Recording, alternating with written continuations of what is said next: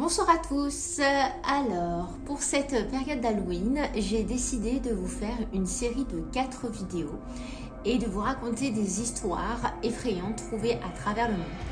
Si le concept vous plaît, je continuerai d'en faire régulièrement.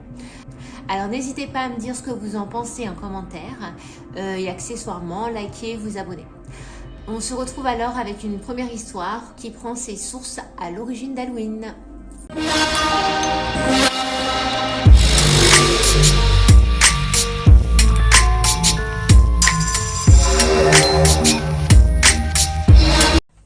Bon, la première histoire s'attaque à un emblème de la fête d'Halloween, à la légende même. Mais avant tout, on va commencer par un peu d'histoire pour expliquer le contexte. Halloween, qui est tiré de la contraction de All Hallows Eve, qui veut dire la veille de tous les saints, après la récupération par l'Église catholique, remonte à plus de 2500 ans et est issu de la culture celte. Ça s'appelait avant la fête de Samin. Il s'agissait d'une nuit de pleine lune, durant laquelle était célébrée la nouvelle année et où une brèche entre le royaume des morts et le royaume des vivants se créait. Durant 7 jours, donc 3 jours avant et 3 jours après l'ouverture de la brèche, on célébrait l'esprit des défunts. Pour tenter de les dissuader de venir les hanter, on mettait de la nourriture devant les maisons et on creusait des navets pour y mettre des bougies. Et oui, avant on utilisait des navets et non des citrouilles, et je vous expliquer pourquoi maintenant. Dans les années 1800, il y a eu une importante famine en Irlande, ce qui a imposé une migration vers l'Amérique, et donc ils ont emporté avec eux leur tradition celte. Dans ce pays, les navets ne se cultivaient pas facilement, alors ils ont décidé à la place d'utiliser des citrouilles qui étaient plus faciles à éviter.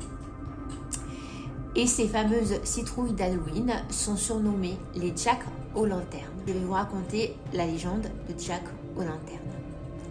Donc d'après cette légende, Jack aux lanternes, de son vrai nom Jack Stingy, est un habitant de Wicklow, une petite ville irlandaise.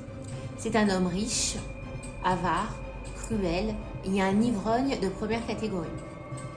Une nuit de pleine lune célébrant Samin, donc cette fameuse fête, accoudé au bar, comme toujours, un homme s'approche de lui. Il rencontre le diable. Satan explique à Jack qu'au vu de sa vie remplie de débauche et de cruauté, il est condamné aux enfers et tente de s'approprier son âme. Rusé, Stingy accepte à une seule condition, que le diable lui offre un dernier verre. Satan accepte et se transforme en pièce de monnaie.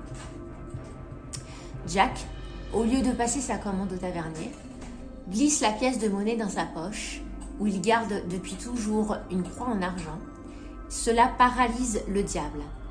Satan se retrouve ainsi piégé et ne peut se transformer à nouveau en homme. Jack propose de le libérer s'il promet de lui laisser encore son âme pendant 10 ans. Obligé d'accepter, le diable regagne les enfers seul. 10 ans plus tard, le diable revient récupérer son dû, l'âme de Jack. Et Jack lui propose à nouveau un marché. Il viendra avec lui aux enfers en échange d'une dernière pomme. Le diable grimpe alors sur un pommier et Jack en profite pour tracer une croix sur le tronc de l'arbre et Satan se retrouve une nouvelle fois piégé.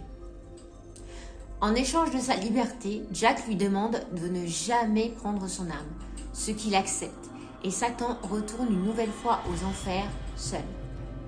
À sa mort, Jack s'en va vers les portes du paradis qui resteront fermées au vu de la vie misérable qu'il a vécue.